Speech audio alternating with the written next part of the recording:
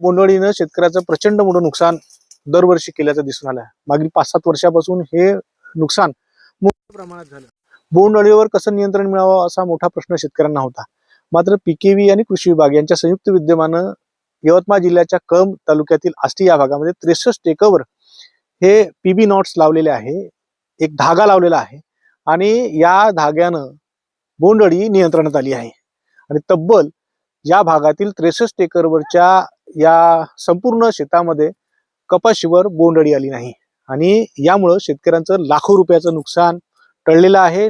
आणि pheromone trap करूनही बरेचदा नियंत्रण बोंडअळीचं व्हायचं नाही। अशा परिस्थितीमध्ये या पीबी नॉट्सनं शेतकऱ्यांना मोठ्या प्रमाणात सहकार्य केलं। 100 दिवसापर्यंत याचा जो गंध आहे हा शाबूत राहतो आणि त्यामुळं बोंडअळी इथं आली नाही। मादी पतंगाचा गंध याला लागला असल्यामुळे नरपतंग कापसाच्या झाडाच्या जवळ घुटमळत राहिला, त्याला गुंगारा देण्यात आला आणि त्यामुळं या भागामध्ये साधारण 63 एकरवर बोंडअळी आली नाही। आणि हे 100 दिवसाच्या प्रात्यक्षिकानंतर हे निष्कर्ष पुढे आलेला आहे आणि साधारण या भागातील या 63 एकरवर हा प्रयोग यशस्वी झाला आहे। भेटलेला आहे पीबी नॉट जे आहे ते भेटलेलं आहे केव्हीके कृषी विज्ञान केंद्र यवतमाळ यांच्या मार्फत। त्यांच्या मार्फत आम्हाला फ्री ऑफ चार्ज मध्ये भेटलेला आहे आणि हे 5.5 बाय 5.5 मीटरवर जे लाईन आहे आपल्याला 5.5 बाय 5.5 मीटरवर लागवड करणे आहे, म्हणजे त्याचा धागा बांधणे आहे। त्याच्यानंतर जे बॉर्डर आहे 63 एकराची, ते 63 एकराच्या बॉर्डरला 1-1 मीटरवर आपल्याला ते धागा बांधणे आहे। हे आलेले ह्याच्यासाठी कृषी विज्ञान केंद्र आलं होतं 23 जुलै 2025 ला आणि त्याच्यानंतर तिथून 8 दिवसानंतर आमच्याकडे उपलब्ध झालं।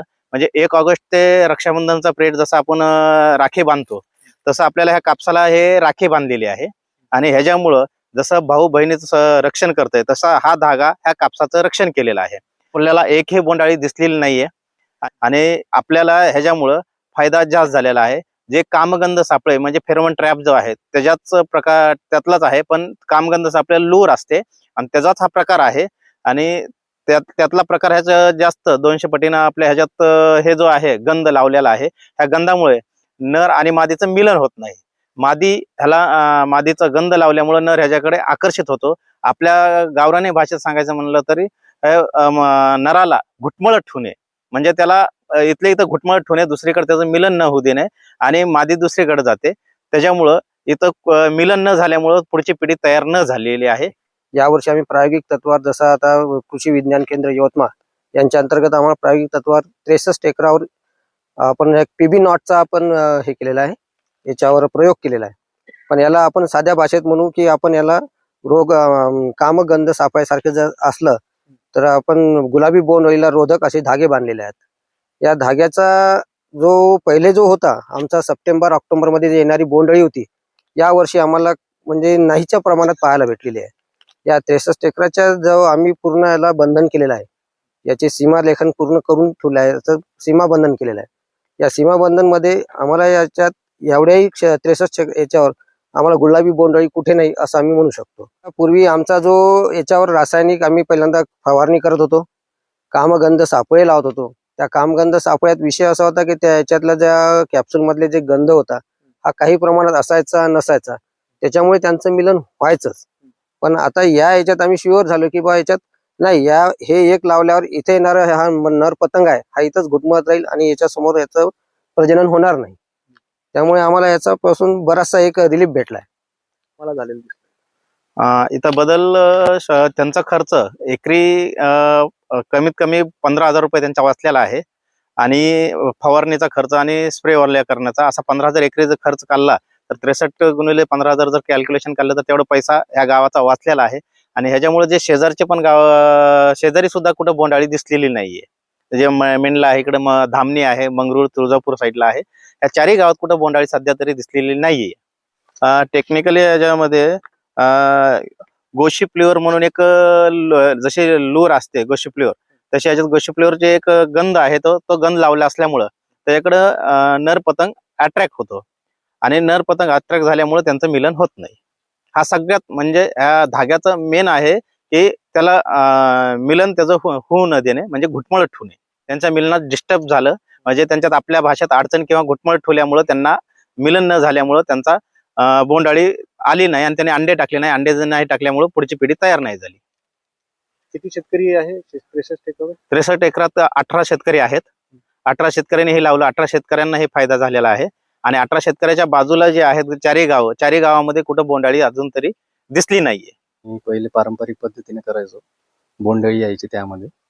पण आता पीबी नॉट वापरल्यामुळे थोडा फवारणीचा खर्च कमी झालेला आहे आणि वेचा वाढलेला आहे. आधी सुरुवातीला म्हणजे हे जे पराठी आहे, या पराठीला वरचे जेवढेही काही बोंड असेल 1 आणि 2 फ्लॅश सोडून 3ऱ्या फ्लॅश पासून बोंडअळी किंवा कीडक बोंड यायला चालू व्हायचे. आता पीबी नॉट लावल्यामुळे तसं वरच्या भागालाही पाहतो म्हटलं तरी एकही बोंड असं किडीक किंवा काही दिसणार नाही. त्याच्यामुळे कसं आहे, आणि आधी एवढे हा माल कॅच करायला फवारणीचा खर्च जर म्हटलं तर जवळपास 3 ते 4 फवारे व्हायचे आणि एका फवारणीचा खर्च जवळपास जरी म्हटलं तरी 2 ते 3 हजार व्हायचा. आणि तसं 2 ते 3 हजार 3 फवारणीचा खर्च जवळपास 8 ते 9 हजार होऊन तो खर्च या पीबी नॉट मुळे वाचलेला आहे. 6 एकरात 50 क्विंटल कापूस माझा निघाला. त्याच्यापूर्वी आधी तर 6 एकरात 50 क्विंटल कापूस केव्हाच नाही झाला मला आतापर्यंत. अजूनही हो बेचाळीस होणार. अजून होती भेटी. बोंड आहे ना पराठीला, चांगले बोंड आहे ना. एकर आहे, 2 एकर तूर सोडली, 6 एकर पराठी आहे समजाची. 50 क्विंटल कापूस म्हणजे आतापर्यंत निघाला. ह्या तुम्हाला फायदेशीरच झालाय. हो फायदेशीर आहे, चांगलं फायदेशीर आहे. म्हणजे बोंडअळीच्या हिशोबानं खूप हे आहे फायदेशीर. मी तर आताही पराठीला पाणी देण्याचं म्हणजे मावले म्हणजे चालू आहे पाणी. पराठीला पाणी देऊन बोंड अजून निघते. किडक नसल्यामुळे पाणी द्यायला काही हरकत नाही. आपली माडी आहे पराठी, काही तूर आहे काही भागात.